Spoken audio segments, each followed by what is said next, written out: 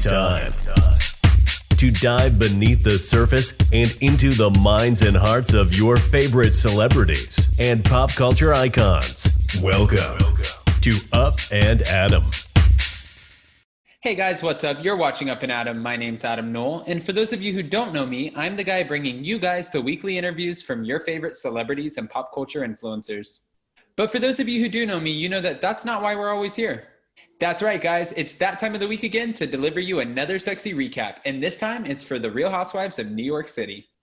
So again, if you've watched any of my videos this week, then you already know it's my birthday. So this is the best birthday week because not only did we get the Real Housewives of Beverly Hills back, did I also get my awesome glass of Prosecco, but now I get my second episode of the second part of season 12 of Real Housewives of New York. And that's why I'm here to share it with you, because I understand that not all of us have the time to watch it. So this is my kind of quick recap to just walk you through really quick of exactly what happened in the episode, just in case you didn't have the time to watch it. But you know, if I'm going to give you something, I'm going to ask for a little something in return. That's right, guys. You know how it goes. So please just like this video, comment on this video, share the video, and subscribe wherever that button is. That way you can keep up with me, with what I'm posting, with all of our recaps, and then the fun celebrities and Bravo celebrities that we're talking to every single week. You don't want to miss it. Okay, fine, enough. I'll jump right into the recap of Real Housewives of New York City, Season 12, Episode 13. We're back in the Berkshires. That's right, we're back in Dorinda's beautiful Bluestone Manor, back in the Berkshires. I said that with a little bit of a southern twang. I think that was my Tennessee. I actually think it's pronounced Berkshires? Berkshires? Berkshires? We just know that it's beautiful.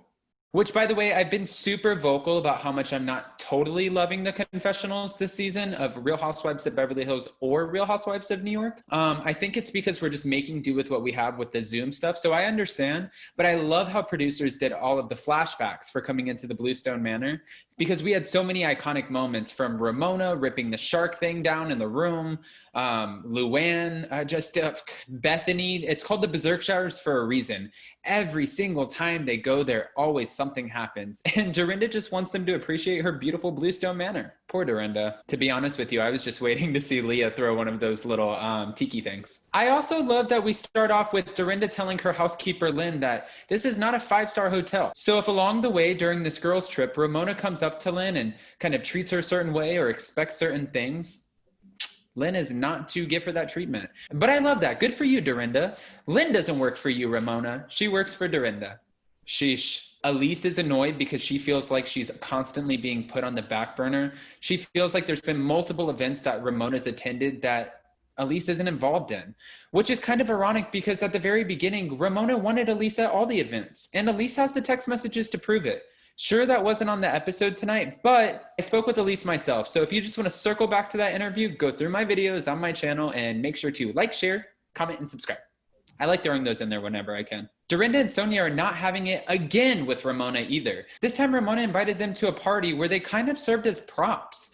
That's right, the Instagram planner was able to photograph the women, and I'm guessing Ramona got a free party out of this?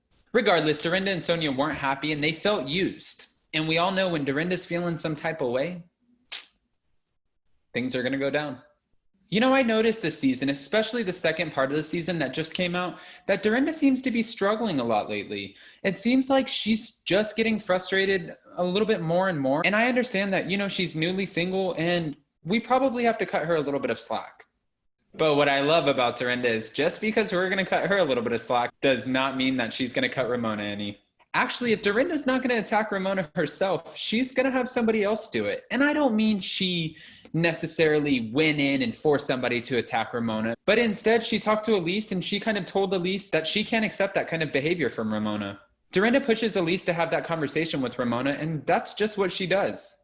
But I love how Elise calls out in her confessional that Dorinda and Sonja are always instigating. So Elise finally does call out Ramona, and Dorinda, of course, gives her the stage that Dorinda felt she deserved, calling all of the ladies into the kitchen to witness, to where Ramona felt a little uncomfortable. So Ramona says to Elise, let's go talk somewhere else. Now, was it because Ramona didn't want an audience, which doesn't seem too much like her, or was it because Ramona didn't want to be called out on her past BS? I guess that's the best way I can say it. Ramona didn't want to get called out on her past BS. I'm curious, what do you guys think? Do you think she just wanted to have a private conversation? Or do you feel like she really just didn't want the other women to chime in and kind of bulldoze over the whole conversation? You know how this works. Make sure you comment below and let me know. You know, I feel bad though for Elise because Elise just wants to be a friend to Ramona like she originally signed up for, how she's been for the last many years of their relationship. I think that Elise was just trying to tell Ramona, you know, you need to be a better friend to me. Ramona proceeded to tell Elise that she has 50-something plus girlfriends attending her birthday party and she doesn't really need anybody else. So get with it or get lost. But I do have to say, Ramona finally gives Elise a brief apology, but I kind of thought it was to keep it moving on, that way they can move forward, get past this. I think that maybe this conversation wasn't necessarily worth Ramona's time, but that's all speculation. That's just my opinion. I'm curious, again, what you guys think. Do you think that she was just trying to keep it moving, or do you think that, you know, she was really genuinely apologetic? Let me know. Let's move on though, because I want to talk about Luann announcing that Sonja is going to be a part of her cabaret, which was super exciting for everybody. And of course, the ladies are a little bit toasty pants. Why wouldn't they be? They're in the Berkshires. But when Luann announces that Sonja is going to be a part of her show, the first thing that comes to Dorinda and Ramona's mind is, what is she getting paid? Of course, after a couple of drinks, Sonja agrees and she says, you know, Lou just wants to exploit me, which Lou kind of replied with. And when I say kind of, she pretty much just said, go F yourself. I don't need you. But to be honest with you, after she mentioned the payday with her measly $250, I don't really think Sonja needs you, Luann. I don't know if we're having amnesia here, but is this the same woman who was partying on yachts with Madonna? I don't think she needs your $250.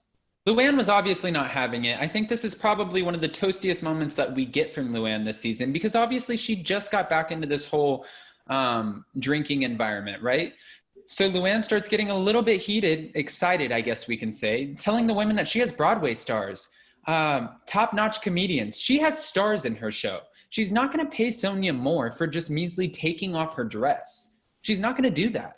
And I think that the women are just kind of like, you sound like you're devaluing Sonja a little bit, which really, Sonja's still a housewife. Sonja offers a lot to the platform. Sonja brings a lot to the show. Because at the end of the day, why do people come see Luann? Is it those award-winning vocals, or is it because she's been on Bravo for many years and still is? So of course, Luann carries it on and on and on, just pretty much saying that she doesn't need Sonja and she doesn't need her undressing skills. But Dorinda has to chime in. At this point, Dorinda's not having all of this talk from Lou because she's like, enough. Shame on you. You had Sonja there for you when you were going through your sobriety journey. She was always there for you. She's been there as a friend, and now you're not treating her like a friend. So good for you, Dorinda, for sticking up for your friend Sonja.